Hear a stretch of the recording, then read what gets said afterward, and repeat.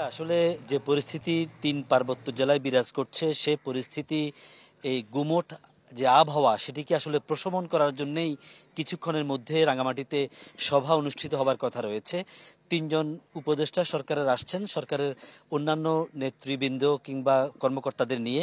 তো আসলে এই সভায় আমরা এখন আছি রাঙামাটিতে সেনা রিজিয়ন সদর দপ্তরে, যেখানে সভাটি কিছুক্ষণের মধ্যে শুরু হবার কথা।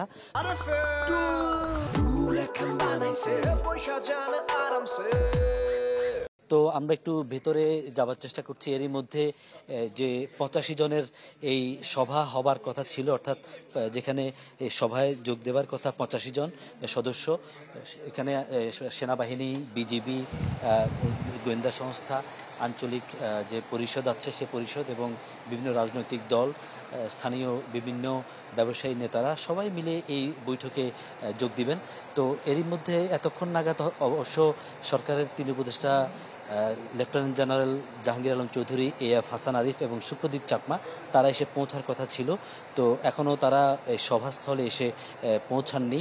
তো আসলে ধারণা করা হচ্ছে যে এই যে গত বুধবারের যে ঘটনা, বুধবারে খাগড়াছড়িতে চোর সন্দেহে গুজব তুলে একজন বাঙালিকে, মামুন নামে একজনকে পিটিয়ে গণপিটুনি দিয়ে হত্যা করা হয়েছে। সেই পিটুনিকে কেন্দ্র করে, সেই পিটুনিকে পুঁজি করে এটির প্রভাব বাতাস এসে লেগেছিল কিন্তু রাঙামাটিতে এখানে ঝড়ের গতিতে এক ধরনের অস্থিরতা তৈরি করা হয়, হামলা চালানো হয় এবং হামলা চালিয়ে এখানে যে চরম নাশকতা চালানো হয়, যার প্রেক্ষিতে এখন ৩ জেলায় কিভাবে পরিস্থিতি স্বাভাবিক করা যায় সেই জন্যই এই বৈঠক অনুষ্ঠিত হবে কিছুক্ষণ নাগাদ। ইপসিতা, ধন্যবাদ আপনাকে। দর্শক, এবার খাগড়াছড়ির খবর জানাতে যোগ দিচ্ছে নুরুস্তাফা মানিক। কি পরিস্থিতি দেখছেন?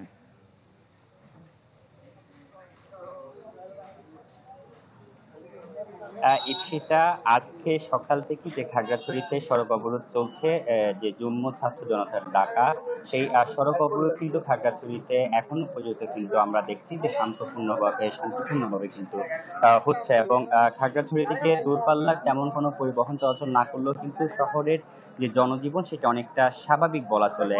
যেহেতু আজকে স্কুল কলেজ বন্ধ কিংবা অফিস আদালত তেমন নেই, সেখানে কিন্তু জন সমাগম সেটি কিন্তু অনেকাংশে অন্যান্য সপ্তাহের অন্য দিনের, মানে অন্য সপ্তাহের যে ছুটির দিন সেই দিনের মতোই রয়েছে। তবে কিছুটা উপস্থিতি কম বলা চলে এবং যে গণপরিবহন চলাচল সেটি স্বাভাবিক রয়েছে। এবং এর পাশাপাশি যে খাগড়াছড়িতে যে ব্যবসা প্রতিষ্ঠান সেটি ধীরে ধীরে কিন্তু স্বাভাবিক খুলতে শুরু করেছে।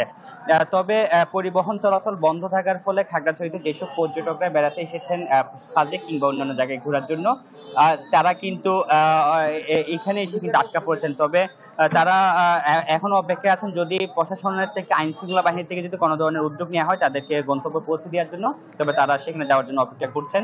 তো এখন পর্যন্ত খাগড়াছড়ির যে অবরোধ পরিস্থিতি সেটি কিন্তু শান্তিপূর্ণভাবে এখনো পর্যন্ত পালিত হচ্ছে।